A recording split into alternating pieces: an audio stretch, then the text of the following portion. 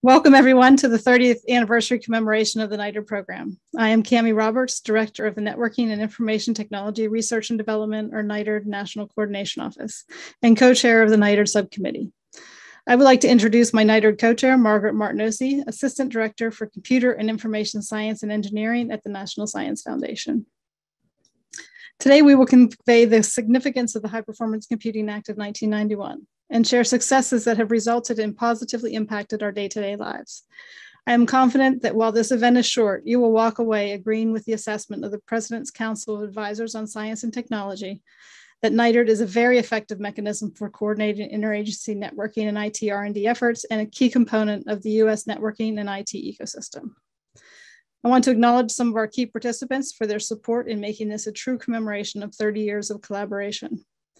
Thank you to the representatives from our founding agencies who quickly accepted our invitation to participate in the commemoration. We very much appreciate the video and written greetings from our former NITRD leaders. And special thanks to the NITRD 30th Anniversary Organizing Committee and the Computing Community Consortium staff and video team who put together the official commemoration video you will see a bit later, and also are working with us to plan our major event, which was originally scheduled for next week, but has been tentatively rescheduled for spring 2022. We hope you can join us then too. Last but not least, the stellar NITRD National Coordination Office staff for all the effort that went into providing this event today, and more importantly, for the day-to-day, behind-the-scenes efforts to cultivate coordination and collaboration across NITRD. It is well known that federal investment in emerging R&D is critical to promoting and protecting American innovation and international leadership in science and technology. In 1991, the United States Congress passed the High Performance Computing Act, which recognized the critical need for US leadership in high-performance computing. The act provided increased federal investment in HPC and a coordinated federal program to ensure continued US leadership in HPC. At the same time, the White House Office of Science and Technology Policy published a report outlining a development strategy for HPC and a framework for a multi-agency HPC program. These events forged a collaboration that continues today and has evolved to include investments across the frontiers of information technology. The NITRD program is the evolution of the original coordination program from the HPC Act, now with 25 members and 60 other participating agencies and more than $6 billion in federal IT R&D investments. The NITRD program continues to have tremendous impacts. Consider the recent purchase of MuJoCo, a physics modeling and simulation package by the AI company DeepMind, part of the Alphabet company. This purchase and their commitment to make MuJoCo a free open source community-driven project can be traced back to a NITRD Intelligent Robotics and Autonomous Systems workshop that was hosted by NIST, DoD, and NSF. The results of the workshop, and in particular the conclusions that modeling and simulation is an essential enabling technology for the future of robotics, and that advances in modeling and simulation are needed for robotics to advance, were published in the Proceedings of the National Academy of Sciences and caught the attention of DeepMind, leading to the company's purchase of MuJoCo and their decision to make it freely available. Today, we will hear from 6 of the founding agencies for their contributions to HPC and networking IT R&D for the past 30 years. We owe a great deal of gratitude to these agencies for their enormous commitment to US leadership in science and technology and for setting the path for successful multi-agency coordination and collaboration. We'll start off these remarks with the National Institutes of Health in honor of Dr. Donald Lindberg, who, while serving as the director of the National Library of Medicine, also worked tirelessly to establish the National Coordination Office that I am proud to lead today. I am pleased to introduce our first speaker, Dr. Michael Huerta, Associate Director for Strategic Initiatives at NLM, who is generously stepping in for Patty Brennan, NLM Director. Michael? Thanks so much. Let me go ahead and share my screen here. And Patty regrets she wasn't able to come, but I'm delighted that I'm here today. And I thank you for the opportunity to say just a few words about HPCC. I see it as seizing the moment and building the future that we're all in right now. The moment was 30 years ago when I coincidentally first met Don Lindberg. At that time, it was obvious that investment and seizing the opportunities of high performance computing and communication was going to give us tremendous advances and unimaginable changes to the way research was done, and in fact, every aspect of society was transformed ultimately by those investments and things that were built upon it. So back, as was mentioned, the High Performance Computing Act was passed in 1991, introduced by Senator Al Gore. In 1992, the National Coordination Office for High Performance Computing and Communications was established, and the National Library of Medicine Director, Donald Lindbergh, was appointed as the founding director of that office. The National Library of Medicine, which is of course part of NIH, established the Office of High Performance Computing and Communications as the focal point for that coordination effort, as well as for research activities. And in those very early years, the National Library of Medicine built on and laced through the HPCC through our expanding and enhancing internet access to genomic data, digital tools, literature, data standards like terminologies, as well as public health information. As you know, in 1995, the NCO moved to the National Science Foundation and has evolved over the years, bringing a lot of value to a trans-governmental view of this very important aspect of our reality. And the future is now, 30 years later. NLM is a key, I'd say a critical node in the digital biomedical ecosystem. We're a trusted creator and host of major global digital resources. Every day we exchange over 200 terabytes of data with more than 5 million users. We facilitate open science and scholarship by making digital research objects fair, and we provide public open access to lots of resources, including to some 33 million citations to the biomedical literature through PubMed, open access to 7.5 million articles from 11,000 journals through PubMed Central. And I should mention that an increasing proportion of those articles are open text and open for text mining. And of course, that fuels lots of artificial intelligence kinds of approaches. We've made COVID preprints available through our ecosystem, which allows for it to be connected with the published literature that's peer-reviewed, over 2 million views up to a couple of months ago. We have a large sequence read archive genomic data resource that serves the world. Last year, some 46 petabytes of data were downloaded or egressed alone. We also have a number of digital tools in the cloud, BLAST, for example, and we make terminologies and other standards available for everyone to use. And in terms of NIH, our organization above us, the future is now there as well. So we've had 30 years of major computational and data-intensive research initiatives.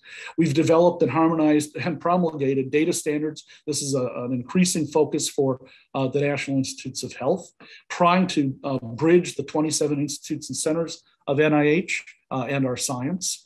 We've supported robust intramural and extramural training programs in computation and communications.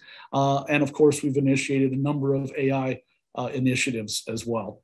We have put in place the STRIDES Cloud initiative that gives storage, compute, training, and services to extramural and intramural researchers, and also is a resource for NIH-owned and operated high-value data sets, such as Sequence Read Archive that I mentioned.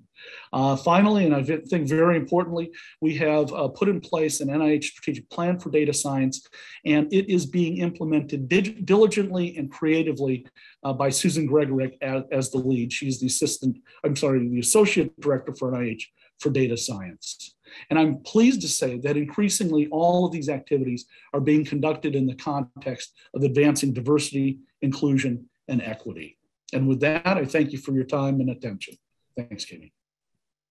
Thank you so much, Mike. A perfect example of why NIH and NLM were founding members of NITRD. As you may know, the Department of Energy has 3 of the most powerful commercially available high-performance computing systems. Thankfully, those systems and others at DOE, amidst their regular mission focus, have also continued to be used in the support of the COVID-19 research.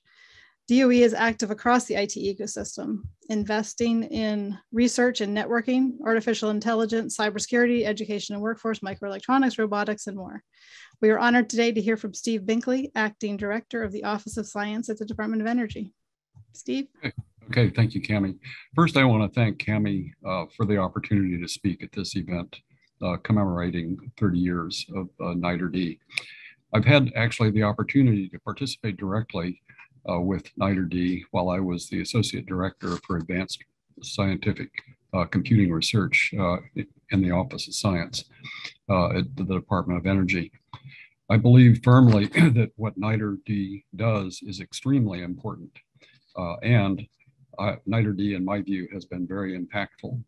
NITRD has adapted as IT and computer science have evolved over the last 3 decades. And I believe that NITRD is a truly excellent exemplar of how interagency coordination can and should be done. And I look forward to continuing to work with NITRD as we go forward. And again, I appreciate the opportunity to speak at this commemoration event today. Cami, back over to you. Thank you so much, Steve. Really appreciate your taking the time to join us today. The NASA HPC program supports missions across the agency, from modeling and simulation of space exploration vehicles to analyzing Earth systems data for understanding near and long-term changes. With recent explorations of Mars, we're also all very familiar with their research in robotics. Please join me in welcoming Eugene Tu, Director of the NASA Ames Research Center. Thank you, Cami. It's a really honor to be here. And for me, what NITRD has done and the whole area of HPC is personal. I started at NASA Ames back in the mid-'80s as an intern first, and then a young researcher engineer, or younger researcher and engineer, and computational fluid dynamics was my field. And so at that time, of course, it was vector machines.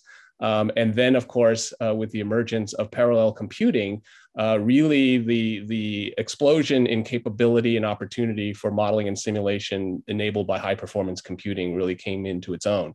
And so it's really personal for me. I've also had the opportunity throughout my career later in the 90s to lead the agency, NASA's high performance computing Hpcc program, as well as the IT R&D program.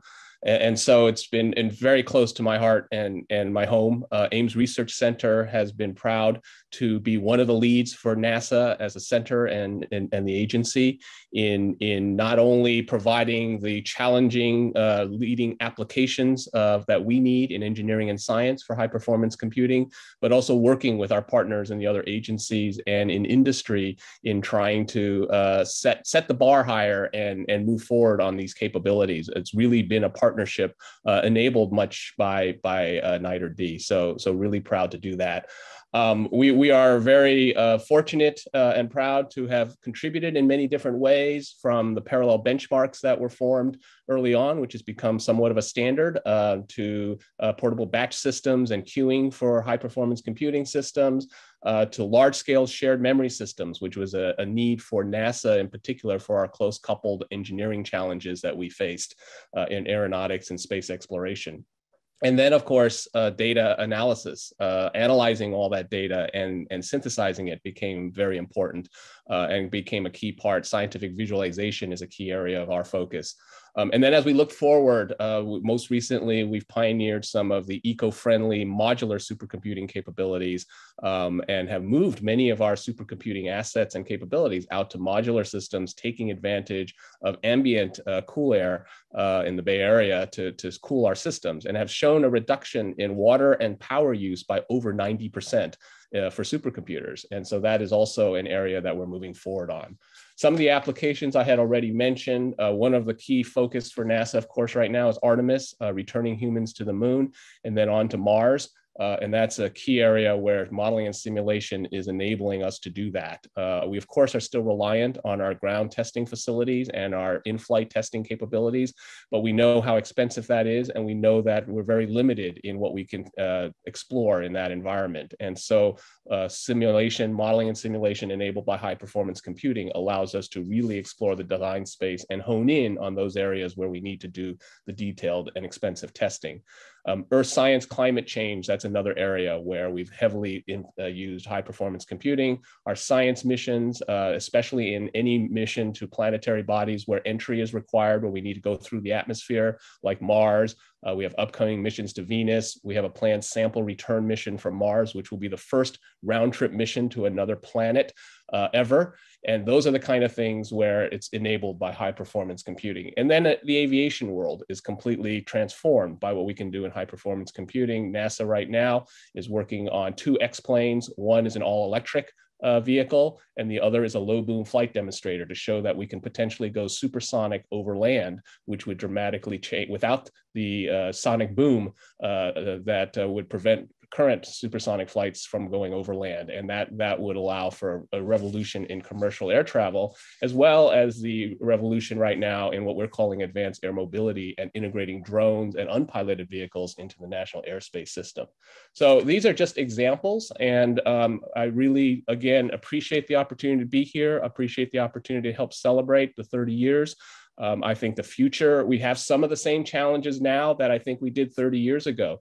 In some ways, our leadership in high performance computing is again being challenged. And so there is no more key time that we need something like NITRD to help pull us together and move us forward. So thank you for the opportunity to speak to all of you. And thank you for inviting me to help you celebrate. Thank you so much. Perfect description of why NASA has been an important partner of NITRD for 30 years. While the National Institute of Standards and Technology is a small agency compared to NIH, DOE, and NASA, its mission to promote U.S. innovation and industrial competitiveness by advancing measurement science, standards, and technology makes them a strong partner in R&D collaborations, such as those formed in NITRD. I'd like to introduce a colleague of mine from NIST, Jim St. Pierre, Deputy Director of the Information Technology Laboratory, who's stepping in for Chuck Romine, ITL Director. Hi, Tammy. Thank you. It's an honor to be here. I apologize. My cameras are kind of having some technical issues here right now. But it's a really thrill and an honor to be here for Chuck. I know he wanted to be here. IT and networking have changed the world around us. Obviously, we know this, right? And it continues to evolve. And NITRD is critical in ensuring a whole of government coordination and maximizing the impact of government research investments that we're all making. And that's why NITRD is so important and been so beneficial to NIST and helping the small agency have an impact by allowing us to collaborate with all our federal partners. In the Information Technology Lab, our purpose is to cultivate trust in information technology and metrology, and NITRD is a critical enabler for that purpose. You know, we're thrilled to have Cami from NIST serving as the the director of NITRD. But there's a long history we had of doing that from NIST, and we're very proud of that. Cedar Fulani, Chuck Romine, Chris Greer, and now of course, and Cami. So that's been a really wonderful way that we've engaged over the years with NITRD. Active participation in many of the NITRD working groups and often serving as chairs from high-end computing, HPC, software productivity, cybersecurity, I'll talk about a little more, which is a very active area for NIST, large-scale networking, sustainability, and a lot of contributions. In HPC in particular, a lot of different software tools that have been developed at NIST and shared through the network. Object-oriented micromagnetics modeling framework, or OOF as we call it affectionately, was a big one that is still very widely used. More recently, the web image processing pipeline for very large-scale image analysis that's used in medical and other applications. And a new update to Xeno, a software tool for computing material solution and suspension properties for specified molecular structures. Of course, NIST, you know, S is in our name. S standards is in our name, represented by that S in NIST. And we work on many standards efforts, and some related to HPC in particular was the interoperable message passing interface standard effort that we led, as well as leading the numerics working group for the Java Grand Forum, which resulted in changes to Java's floating point model and provided much more higher performance for x86-based processors. And also like I said, this is an evolving field, right? And so NIST is currently actively supporting R&D in new computing paradigms, from neuromorphic computing, developed measurement and analysis, for example, of spike-based computing, and quantum computing. NIST has a broad program in quantum information science. For example, Dave Weiland's group created the first single atom quantum logic gate back in '95. Many other quantum computing firsts at NIST, the first quantum teleportation in atoms, the first realization of quantum error correction in trapped ions. And for those who don't know, Dave Wineland was awarded the Nobel Prize in 2012 for his work in quantum physics. Bill Phillips also got a Nobel Prize for his efforts on laser cooling that were enablers of some of that work. And NIST theorists have developed the first quantum algorithm for efficiently simulating a quantum field theory, something that can't be done on a classical computer. And one of the advances particular to our work is that we established the Joint Center of Quantum Information and Computer Science with the University of Maryland to work on not just the hardware, but for us to work on the programming and how are we going to use these quantum computers once we have them. And with all of information technology and networking, we all know that cybersecurity is a critical aspect. So I'll finish up and just say that, currently Matt Scholl serves as the co-chair of the Cybersecurity and Information Assurance Subcommittee, along with Jeremy Epstein and Thomas Vagoon. And we've been involved in road mapping efforts that are really important to setting the direction that the government is going in, participating in many OSTP and NSA strategic planning areas through NITRD or with NITRD members. And more recently, privacy has become huge. And so NIST co-chair Naomi Lefkowitz chairs the privacy group along with others. So lots of critical work that's been going on. It's been an honor and really a benefit to NIST and our work in advancing our mission to be involved. So thank you to NITRD. Thank you, Jim. NIST is small but mighty in the networking and IT R&D space. From daily weather forecasts to severe weather warnings, from climate monitoring to coastal restoration and so much more, the National Oceanic and Atmospheric Administration uses cutting-edge research and high-tech instrumentation to provide each of us, as well as tribal, local, state, and federal decision makers, with information when and where it is needed. HPC underlies much of these efforts, and today we are pleased to hear from Zach Goldstein, Chief Information Officer and Director of Hpcc at Noaa. Thank you. It's great to be here. Noaa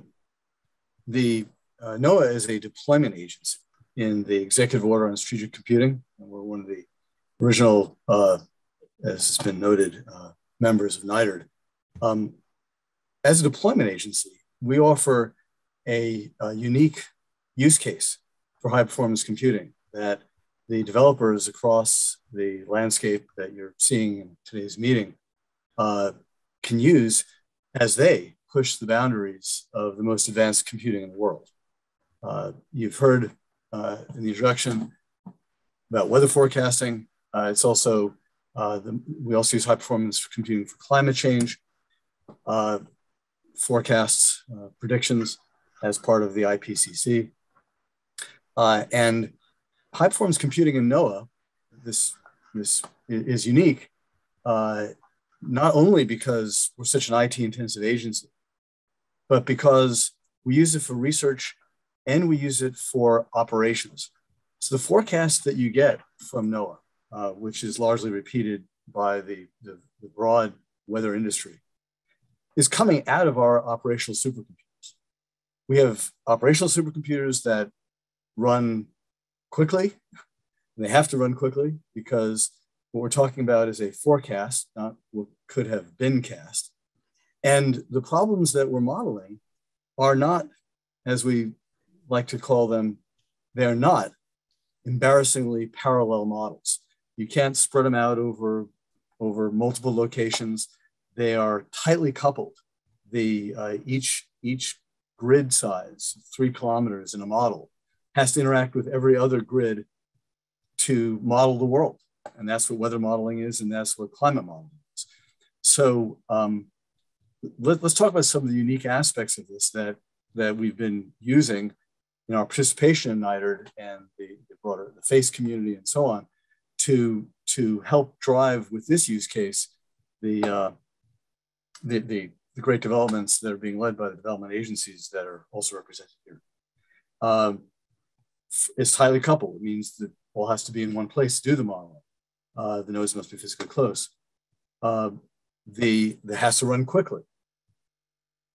It has to have the cybersecurity aspects that you would expect from a live and livelihood IT operation. So the operational supercomputers are, for those of you who get this, I know my NIST colleagues certainly don't. I think everybody does. They're rated as high for integrity and availability, invoking the most sophisticated baseline one can have in cybersecurity in a high-performance computer. Unlike other high-impact operations that one would put in HPC, because the results of our operations need to be shared with the world, because that's where we find our customers, citizens of the world, you can't physically isolate this operation from internet-based threats. So you have a dual issue that makes us unique in R&D operations, and that is that you have to put in place the high-impact baseline, and then you have to deal with all the internet threats that come when you then disseminate the results of these modeling runs to the world. And lastly, what makes us unique, the operations component, is that we have this cycle of research to operations. The research computing capability that we have, which is also substantial, and we aim to have that be more capability on the research side, on the ops side, because our research science is like a funnel. You experiment with a lot of things. You need all the capacity to model what you do today operationally. You need all the additional capacity to look at new things, and then you narrow it down to what you move into operations. So right now we don't have enough to keep up with our science. So we're constantly struggling to get more. And we're hopeful that happens. On the research side, the capacity we have acts as a pacing function for how much we can move in terms of model improvements into climate modeling, especially into weather forecasting, because that's where the operational constraints come. And so we have what we call R2O, research to operations, and we work hard to make our models portable from the research computing side to the operational side, but not let today's operations constrain what tomorrow's computing can yield for us in terms of model improvements. And then we learn from the operations, and we have a feedback loop which we call operations to research. So our entire software lifecycle is governed by that push and pull of coming out of the lab into the research supercomputer, doing the software engineering to move it into the operational supercomputer, seeing how much better that improves the skill level, and then informing research on the back end, and we call that operations to research. We're expanding our use of high performance computing in Noaa. Our mission isn't just weather forecasting or climate projection. It also includes biodiversity in the marine environment, includes coastal climate change effects. It includes the health of the endangered species that we're charged by law to protect.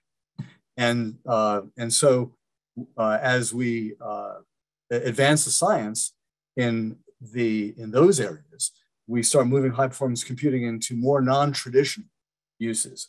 The fish DNA that we pull from the ocean in a way of determining the health of the stocks that we're supposed to protect, so that we can have plentiful, healthful fish to eat from the ocean.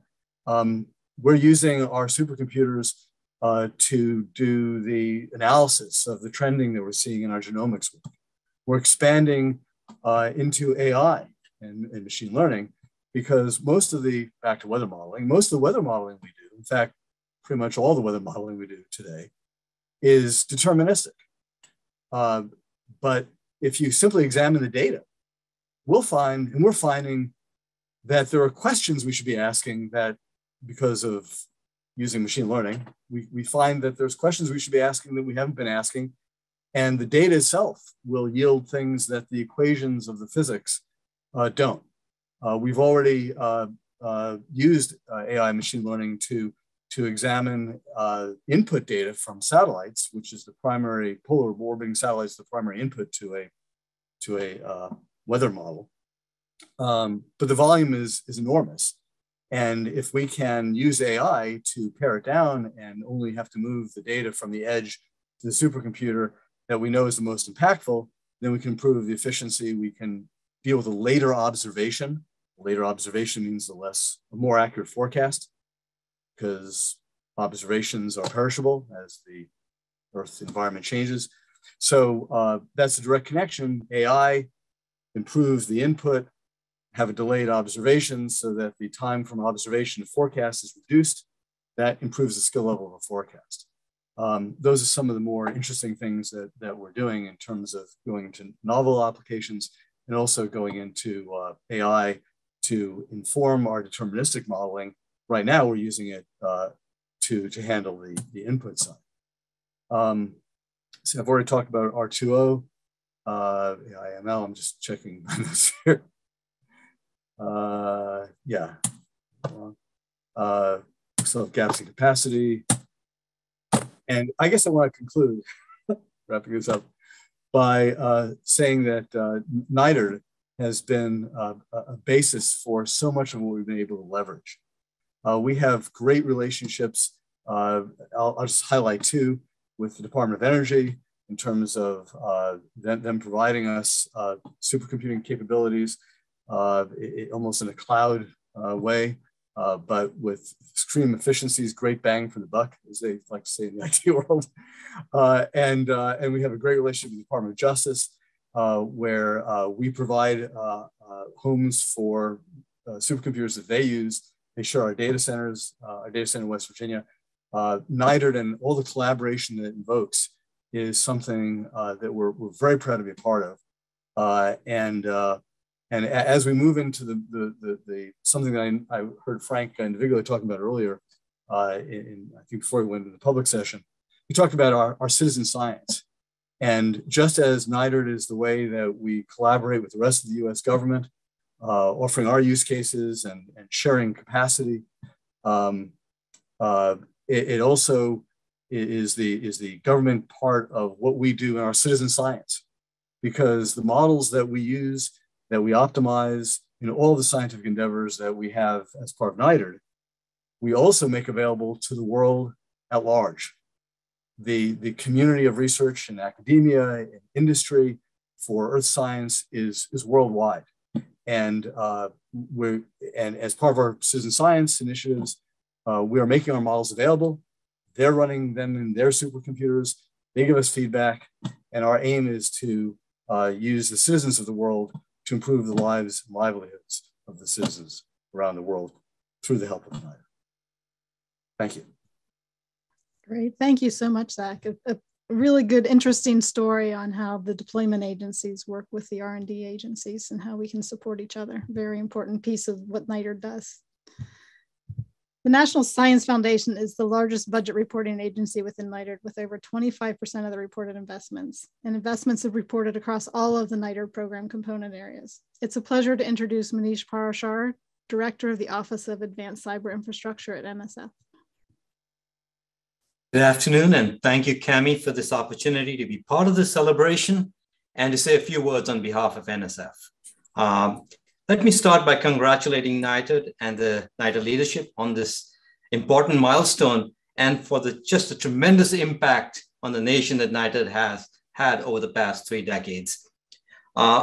Science and engineering are being transformed by computation and data, and the national high-performance computing ecosystem, catalyzed in large part by the High Performance Computing Act of 1991 and stewarded by NITRD over the past 3 decades, is playing a key role in ensuring US global leadership in science and engineering, its economic competitiveness, and national security.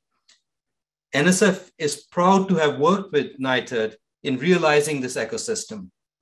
Over these decades, NSF has coordinated the exploration, development, and provisioning of advanced cyber infrastructure resources, facilities, and services broadly in support of all of science and engineering, research, and education. These investments have spanned discipline-specific instruments and facilities, computational systems of varying capabilities, architectures, and optimized for different applications, virtual organizations for allocating resources and interfacing with users, the network backbone that connects and provides access to these resources, cybersecurity mechanisms, tools, and expertise, software and data services, as well as cross-cutting research and education programs. These blend translational computer and computational research and research cyber infrastructure and integrate innovations from the private sector. From its early days, NSF has partnered with NITRD in defining critical R&D priorities. For example, NSF partnered with NITRD on supplements to the President's FY 1992 and 1993 budgets, which defined a coordinated R&D program in HPC to address science and engineering grand challenges, such as severe weather prediction, understanding cancer, air pollution and mitigation, computational methods of drug design, producing high fidelity global ocean simulation for better climate prediction, and understanding the dynamic mechanisms that control ozone depletion, all that remain very, very important areas. Over the years, NSF has continued to work with NITRD on key HPC-related national activities. A more recent example is the 2016 National Strategic Computing Initiative Strategic Plan, which was designed as a whole-of-nation effort to create a cohesive multi-agency strategic vision and federal investment strategy executed in collaboration with academia and industry to maximize the benefit of HPC for the United States.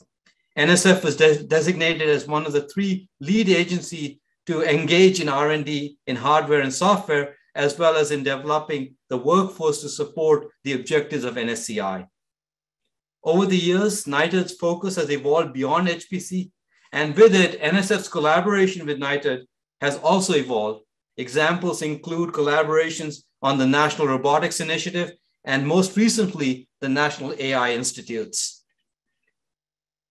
I've had the honor and the opportunity to work closely with NITRD over the past few years on several activities. For example, as co-chair of the NITRD Fast Track Action Committee on Strategic Computing in the summer of 2019 to address challenges of changing needs and emerging computing landscapes and to update the 2016 National Strategic Computing Initiative Strategic Plan.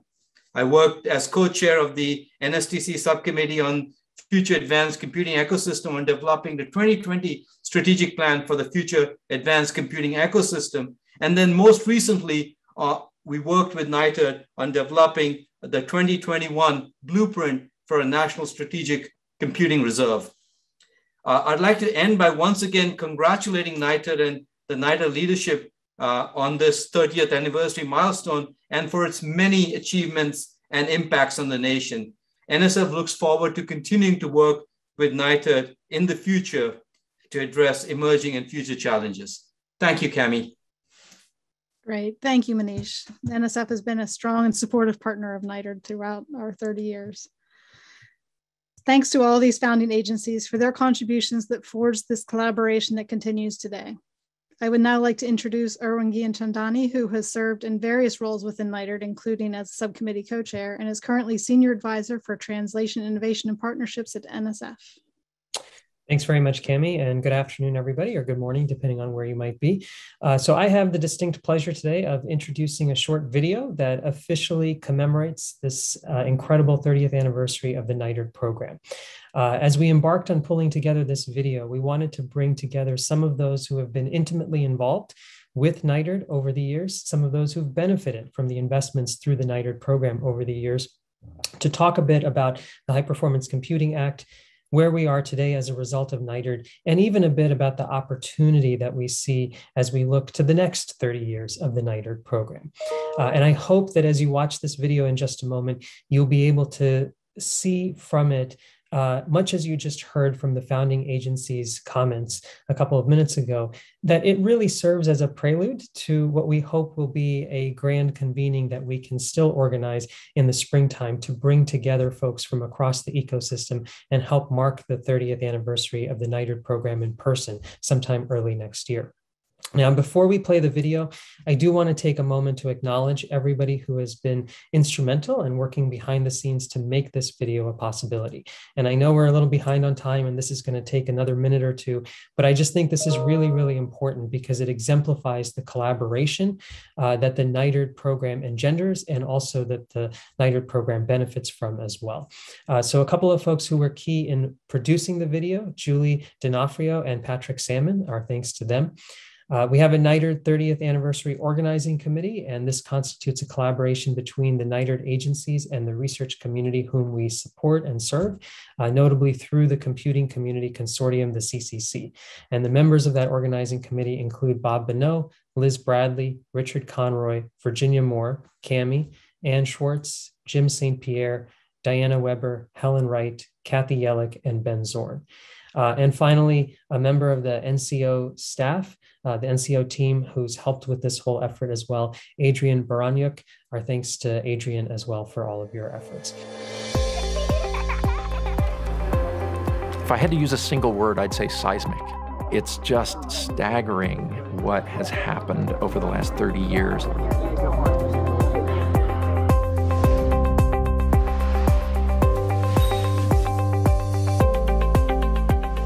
Networking, Information Technology Research and Development, or NITRD, is an interagency program that came about after the passage of the High Performance Computing Act of 1991. Prior to this time, the agencies were mostly siloed, doing their own thing. There was a huge realization that if the United States were to really make a big difference across the globe, that we have to work together. And so it became incumbent on the federal government to bring all of the agencies together. So in the early days of the NITRD program, there were a small number of agencies. Since that time, the number of agencies has increased dramatically.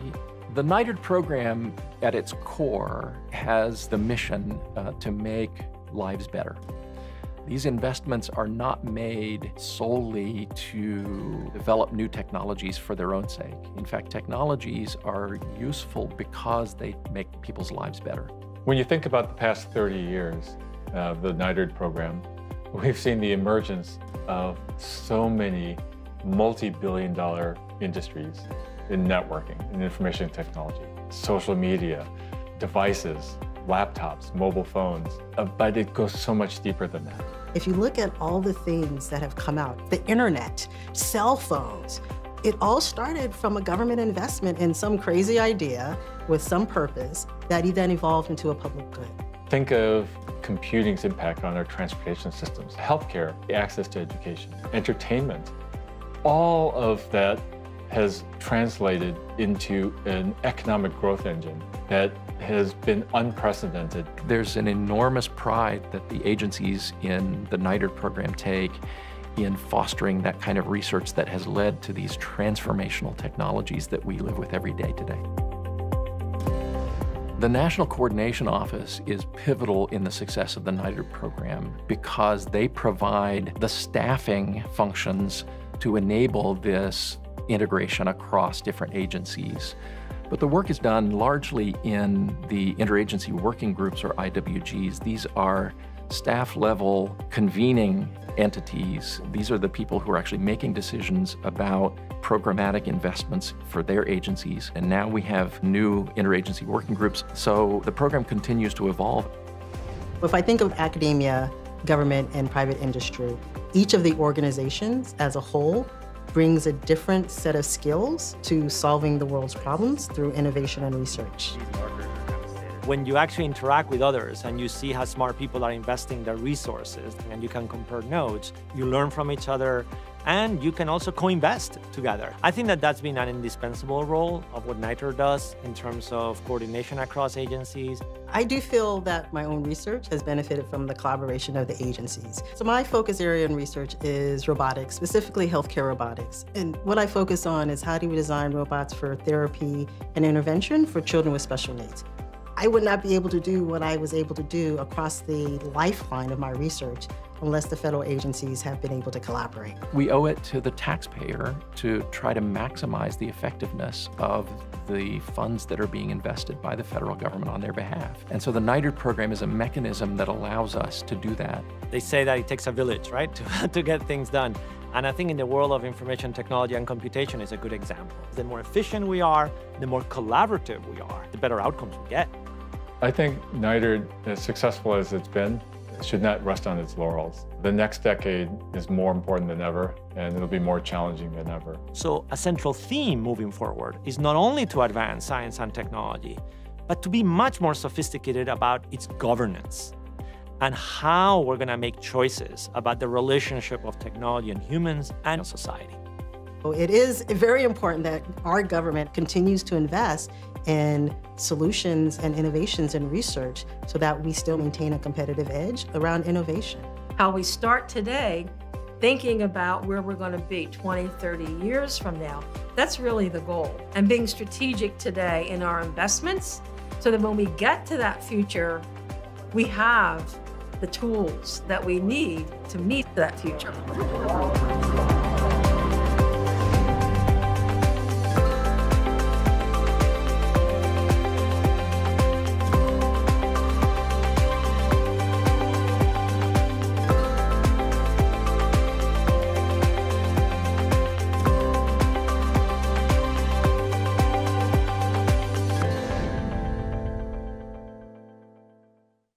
Thank you, Erwin, and thank you to the video team and CCC for a compelling video describing the mission and successes of the NITRD program.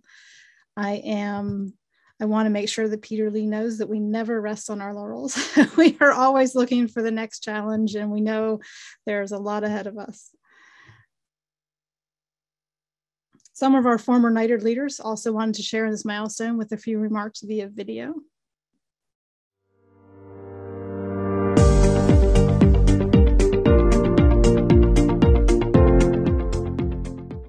My name is Farnam Jahanyan, and I served as a NITRD co-chair during my tenure leading the SCIENCE Directorate at the National Science Foundation from 2011 through 2014. The NITRD program has been instrumental in bringing the benefits of digital innovation to all Americans. Congratulations on 3 decades of extraordinary societal and economic impact. Hi, everyone. I'm Erwin Ganshinani, and I've served as the National Science Foundation's backup to the NITRD Subcommittee and on a couple occasions as the NSF co-chair over the course of the last 6 or 7 years. Can't believe it's been 30 years of NITRD. It seems like just yesterday, actually, that we were marking the 20th anniversary of this program. But my congratulations to everyone in the NITRD community. Your commitment, your dedication, your passion for collaborating and coordinating our investments in information technology R&D across the government, they are the reason why NITRD has been so successful over the course of all of these years. So happy anniversary to all of you. Happy anniversary to the NITRD program. And here's to 30 more years. Hello, Ernest McDuffie here. From 06 to 09, I served as a technical coordinator, then associate director, followed by acting director and NITRD Subcommittee co-chair. Congratulations to the entire NITRD family for 30 years of excellent service.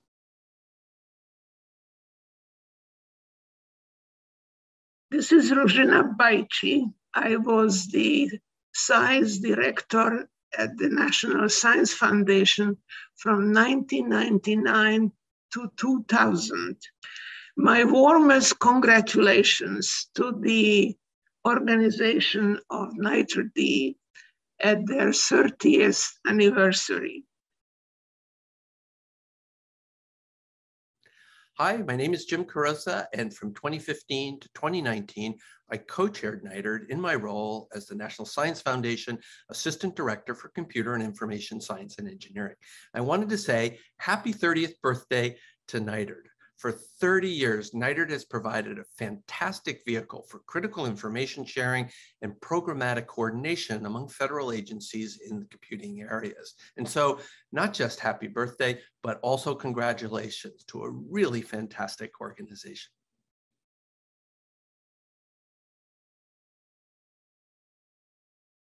Hello, I'm Jeanette Wing, and I was co-chair of NITRD from 2007 to 2010. Happy 30th anniversary to NITRD.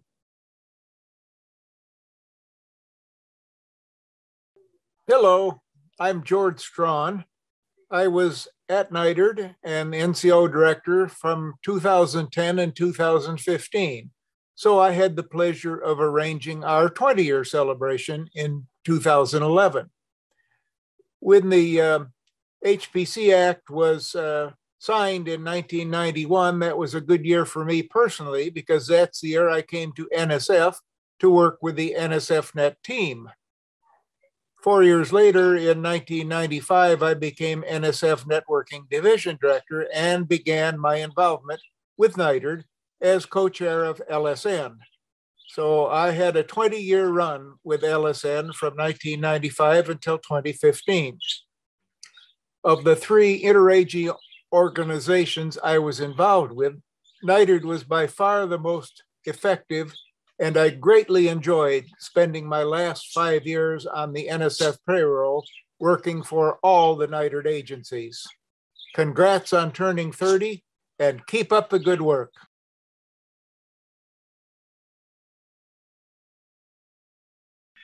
Hello, my name is Keith Marzullo. I'm the Dean of the College of Information Studies at the University of Maryland in College Park. More importantly, I was a subcommittee co-chair of two NITRD senior steering groups in 2014 and 2015, Cybersecurity and Information Assurance and Cyber Physical Systems. I also had the great pleasure of serving as a director for the NITRD National Coordination Office in 2015 and 2016. I would like to congratulate the NITRD community for all of the wonderful interagency collaboration and cooperation accomplished in the 30 years of the HPC Act of 1991. It's a great example of executive branch excellence. Thank you.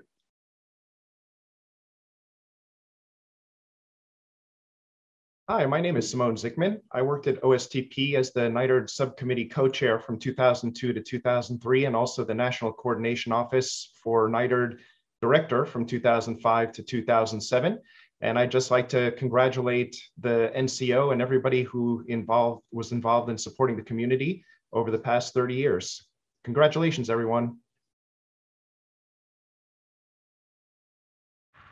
Hello, NITRD community. I'm Brian Beagle, NITRD Subcommittee co-chair from 2016 to 2018. Congratulations on 30 years supporting transformative and mission-enabling advancements in information technology. I can only imagine what the next 30 years of NITRD will bring.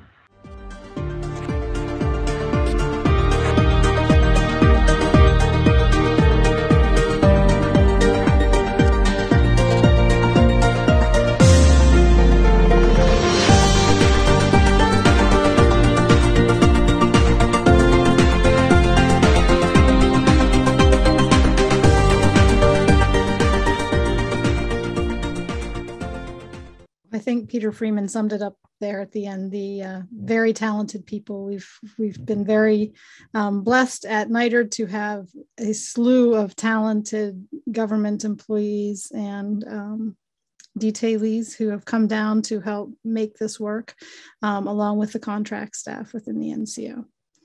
I will now turn it over to my NSF colleague and NITRD co-chair, Margaret Martinosi, for closing remarks and a look to the future. Margaret? Thanks, Cami. I've been sitting here wondering, how do I top any of that? That was extraordinary. So good afternoon and good morning again. I'm Margaret Martinosi. I co-chair NITRD with Cami, and I lead the Computer and Information Science and Engineering Directorate at NSF right now. When I was thinking about this anniversary, it's sort of natural to think back first to 1991.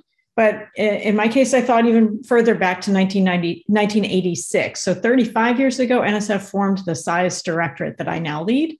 And that was also roughly the year where it launched its support of NSFNet, which fostered this great expansion in internet-connected nodes around America, particularly on US university campuses.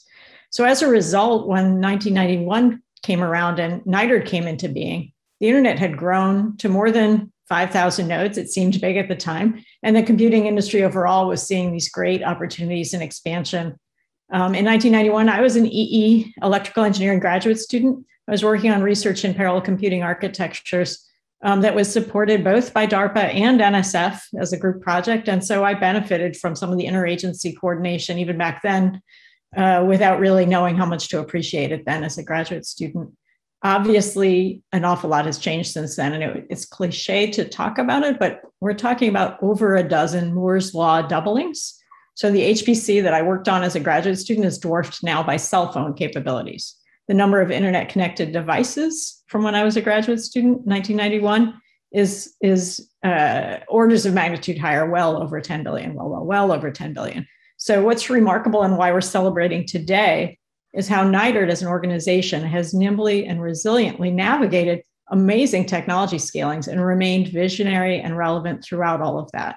So as networking and IT has permeated more and more aspects of our economy and our society, it becomes even more important to do what we do here, to engage in all of government conversations about how best to invest in our nation's R&D future in these topic areas. So just as one example, this summer, NITRD formed its 12th interagency working group, this one on information integrity R&D.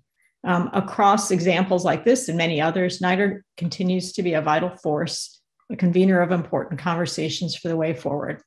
And so I really wish we could be celebrating in person together and swapping stories in person. We do have an in-person spring 2022 event planned, so please stay tuned for dates and details. But on the other hand, I will close by noting that the fact that we are able to celebrate here virtually today as we are is itself a testament to the visionary R&D investments in high-speed networking, in advanced graphics processing, and so much of what NITRD has done that allow video conferencing to work pretty darn well and to have carried us through these recent months. So thank you to all of you who have been drivers for NITRD's first 30 years, and here's to the next 30 as well. Thanks.